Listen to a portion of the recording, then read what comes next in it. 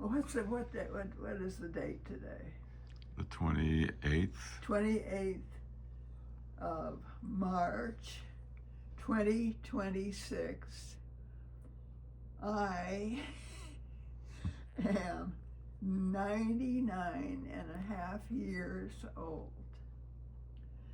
This is my beloved grandson, Asa Arlie Antonio Santo Anthony. Huff. And my beloved son, Chico, is taking this video so that you all will know what I want you to know about my grandpa, Samuel Lester Fuller, and how much he meant to me and how much he did for me. He and his wife, Constance Greeno Fuller. And it has to do with all the times I joined him on his porch at the West Shop House, where he sat reading his Mary Baker Eddy book and his Episcopalian Bible and listening to classical music at the same time and smoking his wonderful cigars from Havana. And I would bring him jazz albums to listen to, and he was interested in everything. And I loved his sense of humor, and when he laughed until tears streamed down his face. And when he ate, he would eat the most incredible, impressive amount of food. I mean, he'd have 2 big plates of clean clams on the half shell with his butter, melted butter that had Worcestershire sauce in it. And when he took us out on his little boat, he had 2 boats at one time. One was the Silver King, which is a big yacht. I never went. That was before my time. But still, he at one point, before I entered, since I was born in Wichita, there was a chunk of time that I was down. Owen Buttons and I were taken out on Grandpa's smaller fishing boat. He had the yacht, which we didn't go on, that I remember, called the Silver King. But the fishing boat was called the Last Drop, which is good to the last drop of Jason Sanborn coffee. Oh yeah. So I forget the connection. Jason Sanborn. But it was a nice little boat, and he would take us fishing. But my favorite time when he went on the fishing boat, he would take little sandwiches out of rye bread with Bermuda onions with Worcestershire on top. And onion sandwich? Yeah, open face, little tiny bread though, those little round. Right. Rye bread kind of thing. Like the more crackery kind of. And then he would have a thermos full of bouillon, which he'd put sherry in. And at noon, he would have a drink on shaved ice. I guess it was bourbon. But just at noon, he didn't do that at home. He just did it out when he was out fishing on the boat. And the boat had a captain named Roland, who was Eggertown, Roland Odier. Who was a wonderful little guy and knew where all the fish were. And Grandpa at one point, this is kind of as just a family legend, he went overboard. They hit a sandbar and he went overboard, and the propeller hit him on the way down. And when you probably heard that, it's a family story a million times. But when he got down there was a door, and he couldn't open it. But he actually saw a door. Right. And then he floated back up, and they zoomed him to Eggertown for an ambulance to come for him. and he had clams on the half shell while he was waiting, and went into surgery when he got to the hospital. And Kathy and I were very alarmed by the whole thing, and went to the hospital about it. But we heard him saying, "But I haven't had lunch yet," when he was going into surgery. So he enjoyed so much of life, and what I loved too about him is if he thought something was funny, he would laugh until tears streamed down his face. And he was a big fat man and had a big booming voice, and certainly had his faults, but I personally was not aware of them, but I was. There were stories about his colorful life, and he made a big name for himself in New York, financing the Port Authority of New York, and there's stuff to read about all that. But I really loved him, and don't want anyone to forget him, and I never have. Well, the And very storied, I want you all. What? very storied life is connection with the Red Cross, and Oh gosh, yes. He got a medal from the King of Italy, and King Emmanuel of Italy. And but Noni used to call him the Baron, and we thought she was just kidding around, the Baron of Wall Street or something. But it turns out the King of Italy made him a Baron because he was head of the American Red Cross during World War I in Rome. wow. And he was able to make happen a factory for Roman women to work in to make uniforms. And because I didn't concentrate properly, Muggsy could tell you the details. I think the uniforms were for our side, but maybe not. I don't know. But he got a medal, and Muggsy has a medal. And he was made a Baron, and Noni called him the Baron. We have some kind of plaque. And related to there's that. a plaque that exists. Yeah, I have it at my house. That's right, yeah.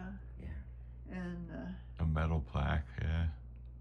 so I'm making you the official grandpa expert because of your connection with Andover, where he loved that school. Yes, and he donated the bell tower. And he donated the for bell the tower. And People lost in World War I. yes, and he did that because he considered his education at Andover, Phillips Academy, better than his education at Harvard. Oh, wow. Wow. We have a picture of him there, right? I think they do, yeah. Yeah, we have many pictures, and so he was honored there, and his portrait was hanging at Phillips Academy. Yeah. And I think that is now at the West Chop Inn. I think it was given to Nikki, and it's upstairs in the West Chop Inn. Although technically, he was just the husband of a West Chopper. Well, I know Karen has a portrait of him, right, in a restaurant. That one too, yeah. That's a different same one, but the one that Nikki had, he, for some reason, you can actually ask Nikki how it ended up upstairs at the inn, and then Karen has a different one, I think. Karen has one, yeah, at her restaurant. In her restaurant, Karen yeah. Tiffany. Mm-hmm. Karen being the daughter of Sam Fuller, the third. My father was Sam Fuller Jr., Samuel Lester Fuller Jr. And actually Sam, who's Muggsy's age, was Samuel Peary Fuller, not Samuel Lester Fuller. Oh. So that's important. Peary being his mother's maiden name, P-I-R-I-E. Oh, okay. And But Grandpa loved giant gumdrops. So I ordered giant gumdrops from Amazon fairly recently. And they were sort of boring. You probably made them better back then. But, probably so, yeah. But he always had some giant gumdrops. Well, I certainly remember him. I mean, I was pretty little. You do remember him? I do remember him. I remember Christmases at the Folly. Yeah. I remember seeing his cigars in a jar there. Yeah. In that room off the living room. But at the very end, he had terrible trouble with his legs. They were very painful. So by the time you got to see him, probably he wasn't as gusty. Yeah, I'm not sure how old I was when he passed. 1963. Oh, okay. So I was 8 years old. I'm not sure. Things, we can easily look that up. I should certainly know it, but I don't. Yeah, but this is a good thing for you to do, because it's Well, I just wanted you to know how he was, not what he did. Mm-hmm. The but man how that he was. To me. And he laughed and laughed. I loved to hear him laugh. I loved to make him laugh. And so It sounds like very grateful. somebody who really enjoyed life Yes, and lived absolutely. it to the fullest. He and Tiny Brown was this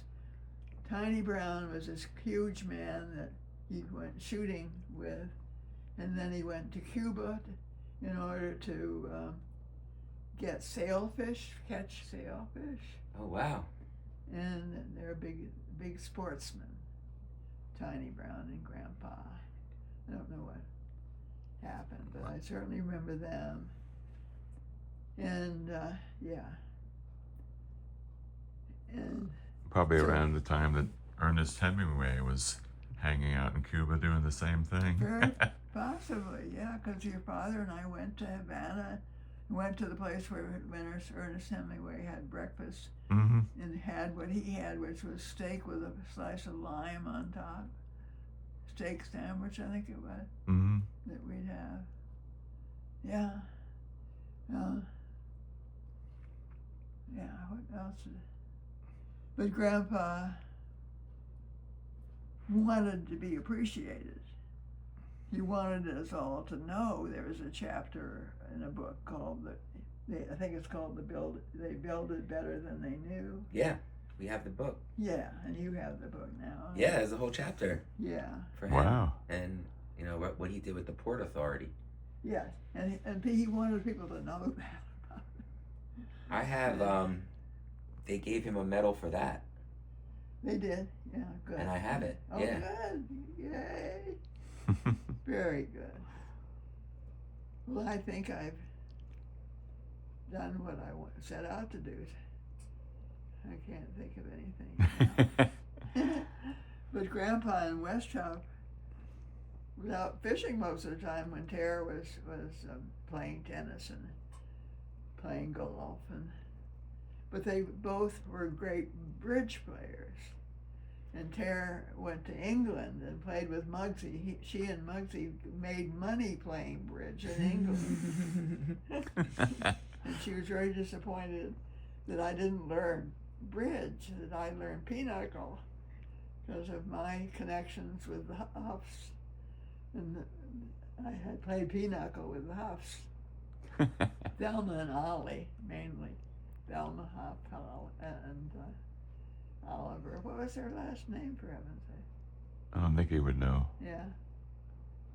But Oliver was a British guy. And Thelma was the best. She was just wonderful. Oh, I remember that. I remember them. Yeah. But we lived with them for a while. And but Grandpa built my houses. He built my house in McMeadows. He saw to it that it was built. He didn't live long enough to see it built. Oh. He saw the foundation go in.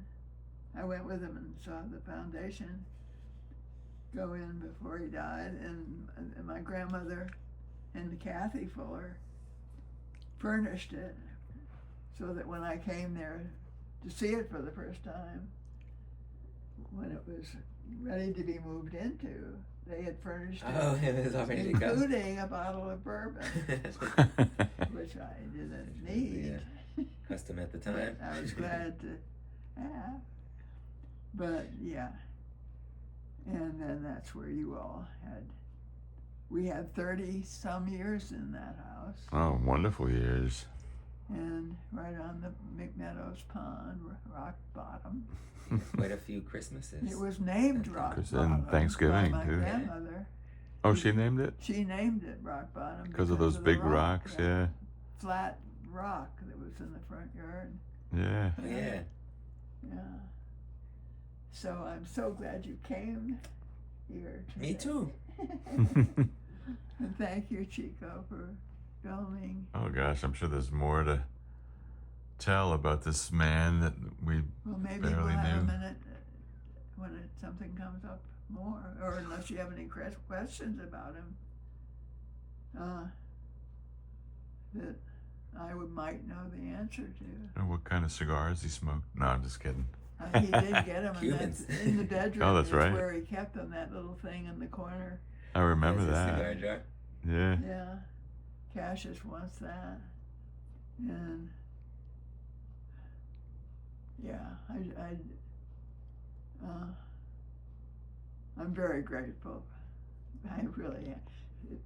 Being grateful feels so good, and I have so much to be grateful for. Well, yeah, I mean, there's the whole story of the big house and growing up there, and I know. it's Yeah. but we don't have to do that now. But With the big house, which was bought by American Can Company, and which Buttons and Muggsy hired back. They had bought it, and they hired it back for the day in 2006. And for lunch, they served to the people. The staff gave us lunch there, and everybody milled around. And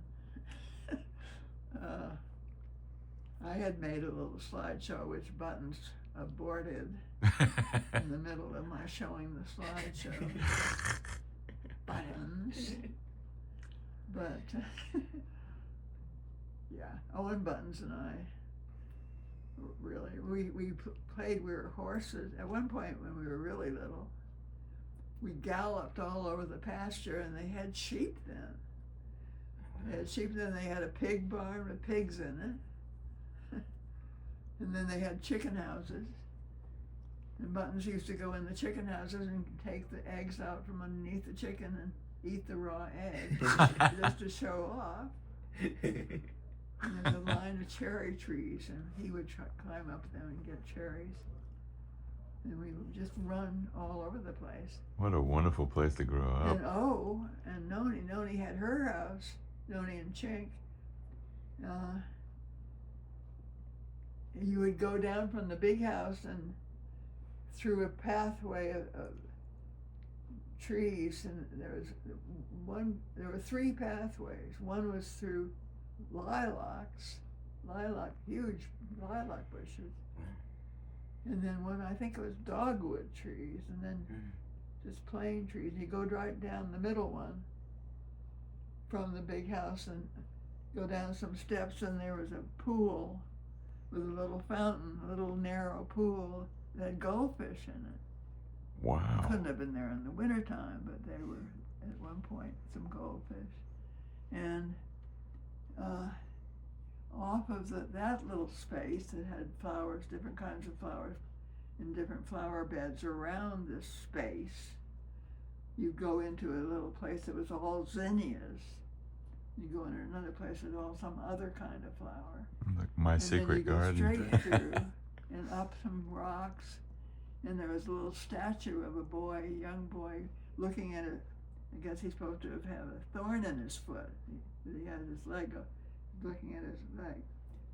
And then you keep on going, and it's a rock garden. And when you come through the other side, there's a dirt road, and you go down some steps, and there's Noni's house, and the stables where the horses were. And they had at least three horses, or maybe four horses. Musset, a black horse named Musset, and a big horse, reddish colored horse named Bingle that I rode. And then a circus horse that O got to have, and O rode the circus horse. And then there was a mean German groom for the horses named Mr. Witt. And we were scared of Mr. Witt.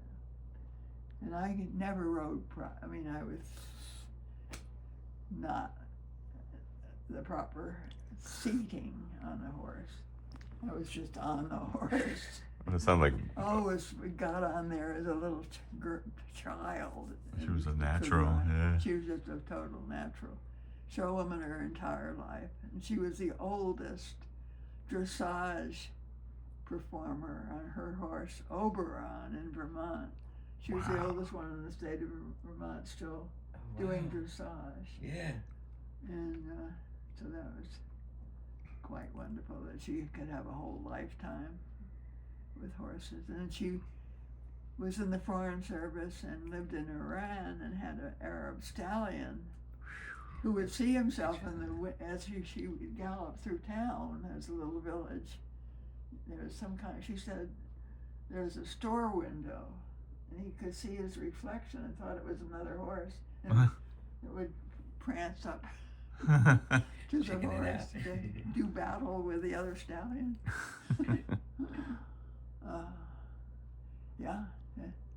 And they were also stationed in Warsaw, where the Polish lady that was the cook and who told O not to say anything because she had to report everything that O said to the government, and that she'd be careful what she said because that was what she was put there to do. Yikes. And nice of her to let her know. And then there was somebody who was supposed to be following her when she went out for walks, and he was very slow, so she would wait till he caught up. Yeah, Gregory. Yeah. That's when she was with Moose at that point. She was Gregory, yeah. Yeah, Moose. Yeah. Yep. Poland and he ended up in Mali, Africa. Wow. But by that time, I think she'd given up and the marriage had broken up and so forth. But Ditto and Echo and Greeno were all.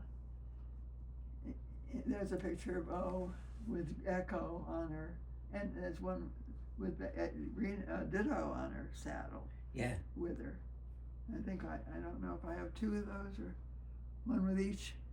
I've seen her. Novokoski child. I don't know. There's so many pictures. Yes. Oh, thank you for sharing these stories, Ma. Thank you for listening. Thank you. Oh, thank you. Very much so. He was having him at Phillips Academy is the connection we have here. Because he did so well at Phillips Academy. Thank you. And if Grandpa Ed was alive, he'd be so proud of you. I got to go inside the bell tower. Uh-huh. I knew the woman who played the carillon bells. Oh, wow. It was in pretty bad shape. Uh-oh. I remember going up the stairs and being kind of afraid. Yes. Kind of rickety. Well, Noni was approached to finance that, and she gave them some money at some point. Yeah, they did. She died. They did renovate it. Yeah. Quite a bit. Yeah. That was after my time that it I ended forget up what getting year completed. Noni died, but they approached her because, her connection with Phillips Academy. Oh man, it's iconic. I worked at Phillips Academy. Yeah. In the audiovisual department with a bunch of hilarious people. Much laughter. you knew my history teacher, Jack Richards. Probably, yeah. The Scherzers were who I knew best. Jerry Scherzer. I never had him, but I knew Yeah. people who did. Yeah. And Oh, the, I and the Jerry Mac and Naomi Scherzer. right. And yeah. and the But my Macbees. best friends were the Macbees. Macbees, Lee yeah. Macbee, Dalton Macbee. And they weren't there Yeah. in my time. I think Dalton taught history. I'm not sure. And Emory Basford. English? We knew him really well. Lee Macbee. I remember the Macbees. Yeah. Was it Jolie. Coley and Jolie? Yeah. Yeah. Oh, yes. Very good. All right, folks. Thanks, Chico. Thank you. All right, I'm